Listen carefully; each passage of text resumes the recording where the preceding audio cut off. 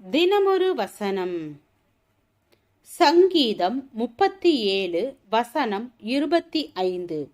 நான் இளைஞனாயிருந்தேன், முதிர் வயதுள்ளவனும் ஆனேன். ஆனாலும் நீதிமான் கைவிடப்பட்டதையும் அவன் சந்ததி அப்பத்துக்கு இறந்து திரிகிறதையும் நான் காணவில்லை. தேவ பயமிக்க ஜார்ஜ் அந்த அலுவலகத்தில் உண்மையும் உத்தமமாக பணிபுரிந்தான். அவனுடைய நேர்மையான அணுகுமுறையால் வெறுப்படைந்த சுரேஷ் ஜார்ஜை எப்படியாவது அங்கிருந்து போக வைக்க முயற்சி செய்தான்.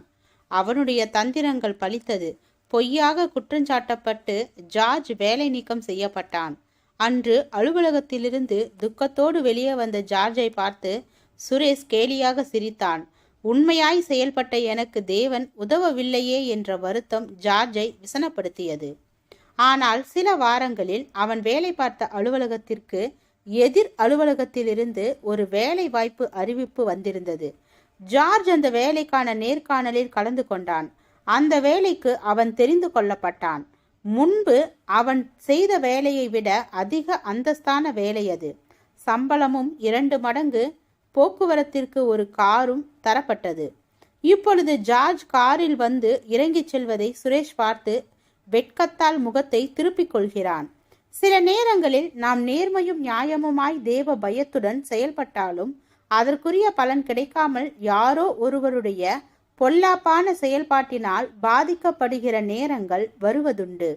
அங்கே தேவன் அக்கிரமத்திற்கு எதிராக வெற்றி தரவில்லையே, உண்மையின் பக்கம் நின்று தீயவர்களை தோல்வியடைய செய்யவில்லையே என்ற வருத்தங்கள் ஏற்படுவது இயல்பானது.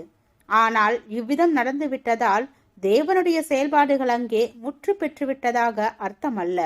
ஆனால் இனி அடுத்து தேவன் என்ன செய்ய போகிறார் என்று கவனிக்க வேண்டும். உண்மையும் உத்தமமும் நிறைந்த யோசேப்பிற்கு எதிராக அக்கிரமமும் அநியாயமும் வெற்றி பெற்றது.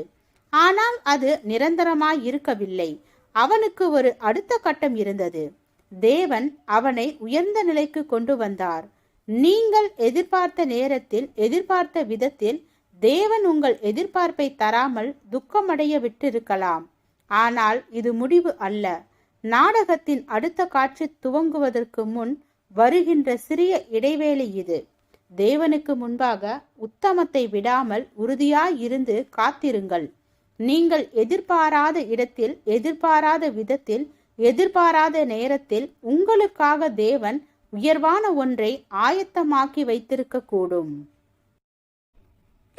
ஜெபம். தேவனுக்கு ஸ்தோத்திரம். தேவனே, நாங்கள் எங்களுடைய வாழ்க்கையில் உம்முடைய சித்தத்தையும் உம்முடைய வழிகாட்டுதல்களையும் நிறைவேற்றும் மனிதனாக வாழ கிருபை பாராட்டும். ஆமீன்.